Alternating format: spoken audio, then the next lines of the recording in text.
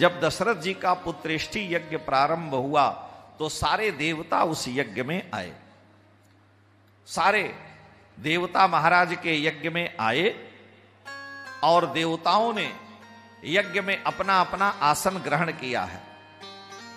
यज्ञ भूमि में जहां मंडप बनता है वहां अक्षत पर सारे देवताओं का आह्वान होता है। तो दशरथ जी के यज्ञ में सारे देवता वहां पर पधारे और उसी समय ब्रह्मा जी महाराज आए। ब्रह्मा जी महाराज से सारे देवता रो करके कहने लगे कि प्रभु, हम स्वर्ग से मारे मारे फिर रहे हैं, स्वर्ग में हमको रावण ने मार करके निकाल दिया है और इसमें हम लोगों का कोई दोष नहीं है। आपने रावण को वरदान ही ऐसा दे दिया है कि वो तीनों लोकों को जीत लिया है। हम देवता गुफाओं कंदराओं में छिप करके रह रहे हैं, वो तो पृथ्वी पर कहीं यज्ञ और व्रत हो ही नहीं सकता। रावण डर के मारे अयोध्या में नहीं आता है, इसलिए अयोध्या के यज्ञ में हम लोग आए। सारी पृथ्वी पर रावण का आतंक था, लेकिन अयोध्या 84 कोस में रावण का आतंक नहीं था। अयोध्या से 200 किलोमीटर लगभग 84 कोस पूरब में विश्वामित्र के आश्रम में रावण के सुशिक्षित राक्षस मारी, सुबाहु, ताड़का आदि थे। अयोध्या से 200 किलोमीटर उत्तर नैमिषारण्य में भारी संख्या में रावण के राक्षस रहते थे। 84 कोस दूर है। अयोध्या से 84 कोस दक्षिण में विंध्य पर्वत में, विंध्याचल के खंड में नाना प्रकार के राक्षस रहते थे रावण के। और अयोध्या से 200 किलोमीटर पश्चिम कान्यकुब्ज, कन्नौज जिसको बोलते हैं, कानपुर के आगे वहां भी राक्षसों का आतंक था। लेकिन अयोध्या 84 कोस में रावण का कोई आतंक नहीं था। रावण अपने भविष्य को जानता था। एक बार रावण को जब यह पता चला कि दशरथ के पुत्र के हाथों मेरी मृत्यु होगी और कौशल्या के पुत्र दशरथ के हाथों मेरी मृत्यु होगी, तो दशरथ जी के पिता अज के पिता महाराज रघु और रघु के पिता दिलीप थे। दिलीप को कोई संतान नहीं थी। कामधेनु गौ ने उन्हें शाप दे दिया था। अपने गुरुदेव वशिष्ठ की कामधेनु गौ की सेवा करते थे और सरयू जी में गौ की सेवा राज्य को छोड़ करके मंत्रियों को सौंप करके दिलीप सरयू जी में खड़े होकर संध्या कर रहे थे। गौ चर रही थी। इसी बीच में शेर ने गौ के ऊपर आक्रमण कर दिया और रावण राजा दिलीप से लड़ने वहां पहुंच गया था।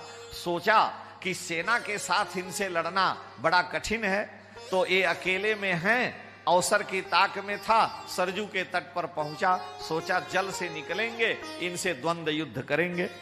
अयोध्या के ये राजा हैं, इन्हीं के वंश में दशरथ होंगे। दशरथ के पुत्र से मेरी मृत्यु है। अगर इनको हम मार देंगे तो न रहेगा बांस न बजेगी बांसुरी।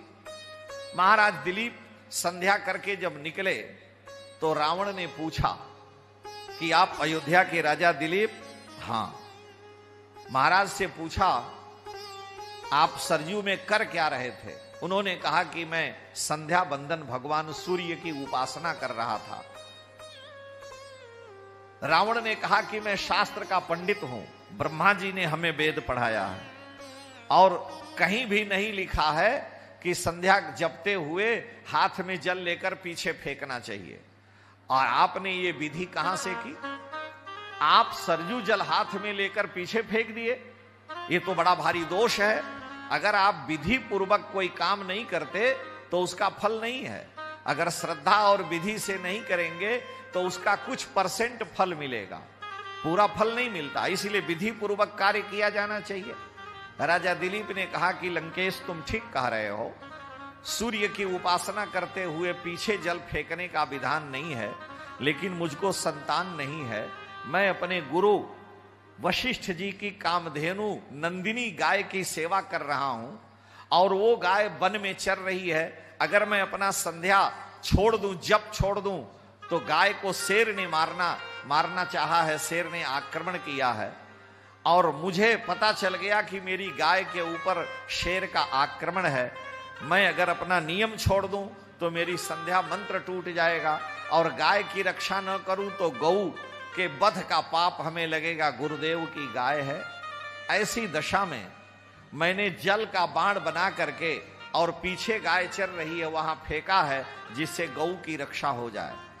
रावण खोपड़ी खुजलाने लगा कि जल का बाण बना के मारा, कहा। रावण ने कहा कि हम जा रहे हैं, हम देखेंगे और फिर आपसे द्वंद्व युद्ध करेंगे। महाराज दिलीप ने कहा कि हम यही खड़े हैं, तुम जाओ देखाओ। रावण गया, जाके देखा कि पर्वत की सरजू के तलहटी के पास में गऊ चर रही है और शेर वहीं मरा पड़ा है, उसे बाण लगा हुआ है। रावण वहीं से पूंछ दबाया और लंका को भाग गया कि जो जल का बाण बना करके शेर को मार सकता है, वो तो हमको अयोध्या से ही जल का बाण बना के लंका में मार देगा। इस राजा से लड़ करके हम पार नहीं पा सकते। रघु से भी लड़ा है, अज से भी रावण लड़ने आया, दशरथ जी से भी लड़ने आया। दशरथ जी ने कहा देखो तुम दशमुख हो, हम दशरथ हैं, हम दोनों का युद्ध तब होगा जब अयोध्या की उत्तरी सीमा का जो परकोटा है, मैं इसको हाथ से रोक बंद कर दे रहा हूं। अगर तुम अपनी 20 भुजाएं लगा करके इस दरवाजे को खोल दोगे तो हमारा तुम्हारा द्वंद्व युद्ध होगा। रावण ने कई दिन तक प्रयास किया, 20 भुजा को लगा करके एक हाथ से महाराज दशरथ ने जिस फाटक को बंद कर रखा था, रावण नहीं खोल पाया, लज्जित होकर चला गया। दशरथ माने हम आप चाहें तो 1 कुंटल का पहाड़ नहीं उठा सकते, 100 किलो का पहाड़ उठाना कठिन है, मानो 500 किलो का तो नहीं उठा सकते। लेकिन हनुमान जी ने कितना बड़ा पहाड़ उठा लिया, भगवान कृष्ण ने कितना बड़ा पहाड़ उठा लिया। इसमें बल किसका था? इसमें बल था इंद्रियों का। इंद्रियों में बल होता है, जो जितेंद्रिय होता है वो ब्रह्मांड को उठा सकता है। एक सामान्य दरवाजे फाटक की तो बात ही अलग है, दशरथ जी जितेंद्रीय राजा हैं। तो रावण जानता है कि दशरथ से जीना बड़ा कठिन है, और दशरथ जी यज्ञ कर रहे हैं, रावण बाधा नहीं खड़ी कर सकता। तुलसी ने लिखा है रावण के लिए कि जेहि देश धेनु द्विज पावई, नगर गांवपुर आग लगावई, शुभ आचरण कतहु नहीं होई, देव विप्र गुरु मान न कोई। रावण का व्यवहार था जप जोग विरागा, तपमख भागा, श्रवण सुने दश शीसा, आपुनि उठ धावई, रहई न पावे, घरि सब घालई खीसा। रावण स्वयं यज्ञ नष्ट करने जाता था, लेकिन अयोध्या की 84 कोस सीमा में रावण को हिम्मत नहीं थी कि प्रवेश करे। और देवता यहां, रावण ने स्वर्ग पर अधिकार कर रखा था, लंका से ही स्वर्ग का शासन करता था। देवताओं को यज्ञ में भाग नहीं मिलता, देवताओं की शक्ति क्षीण होती जा रही थी। और दशरथ जी ने जब पुत्रेष्टि यज्ञ किया तो सारे देवता वहां आए हैं।